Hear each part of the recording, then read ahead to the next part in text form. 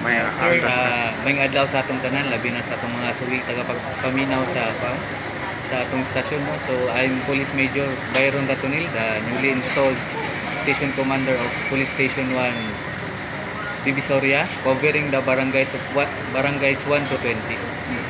So nagpahigayon ta karon sir o clustered or joint Peace and Order Council meeting sa atong tanan barangay sa barangays 1 to 20 para ma-address ang current issues nato na dapat atong pangitaag solusyon, and as well as para po sa atong updates labi na sa atong mga activities, mga upcoming activities like sa Holy Week, then sa Summer Vacation 2025, and also the upcoming national elections.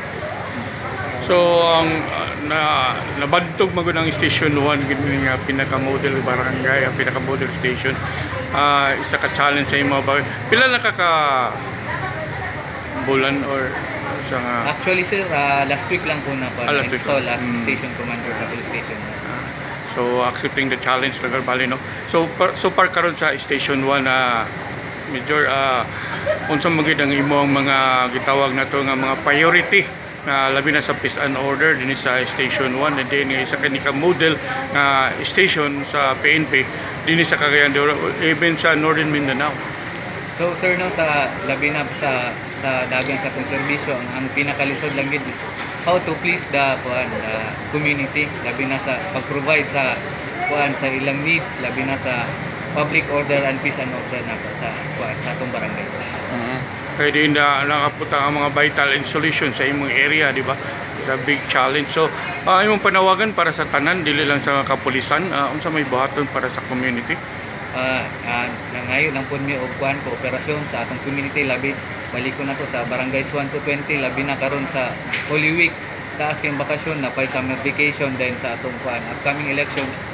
Sunod lang ta sa mga rules and regulations sa atong mga balaw na existing, and as well as labi po sa atong akyat bahay tips, labi na kanang sa atong mga residente na plano na moadto og lain lugar, mag out of town, lang gyud likayan lang nato na biyan atong mga panimalay na walay mabilit, and as well as dili lang po siguro nato i-post sa social media or other media platforms na naglakaw ta kay mura nang gihulat sa atong mga lawless elements na opportunity na ilang makuha para makabuhat og krimen.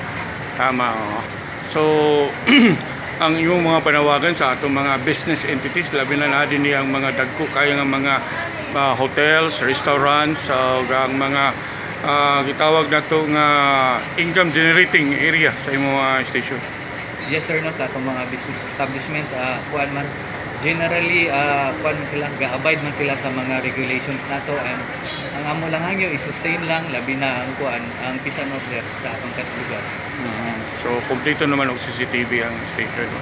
As to barangays nato sir, dili pa gyud kompleto ang barangays 1 to 20, but gina-workout na labi na sa best practice na sa uban barangays nato dirin, kita nila na very effective ang presence sa atong CCTV. Inline po na sa atong mandato sa atong Regional Director, Police Brigadier General Jason D. Guzman, na iyag yung i-empower dili lang kayang station but atong tanan barangays diri sa Cagayan de Oro para makatabang sa atong crime prevention and crime solution. Congratulations Police Major Ratonel, ubay-ubay sad ang na-awardee karon sa zero crime sa imong station yung barangay. Basig na ako'y wala mapangutana o makuhan sa imo, basig na kayo gusto nga ipanawagan para sa tanan, open, Major. Yes sir, no. So sa atong barangays 1 to 20, labi na sa atong visitors, likay lang ta og mga butang na dili angay pambuhaton, follow lang kita sa rules para dili po ta magka-problema later on. So balik ko na ko ang among mantra sa among station under my leadership, one police station 1 nangunguna nagkakaisa. May hapon sa atong tanan. Okay, daghang salamat Police Major Ratonel.